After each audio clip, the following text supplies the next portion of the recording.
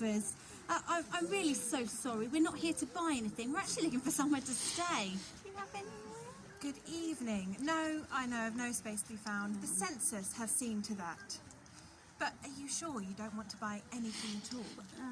We buy our wool locally from the shepherds over the hill. They work very hard at making sure that the sheep eat healthily to keep the oils in the wool nice and fresh. The fleeces are nice and heavy. Yes, it feels quite warm actually. I could tell you so much about it, but have you heard? Have you heard about the shepherds? No. They told me a story this morning about an angel. An angel came to see them. It was the brightest light they had ever seen. He spoke to them and declared that a saviour had been born and laid in the manger here in the city of David. So it's true. Wow, we've heard these rumours all around the town. And you say that the shepherds are over on the hillside? Yes, right now.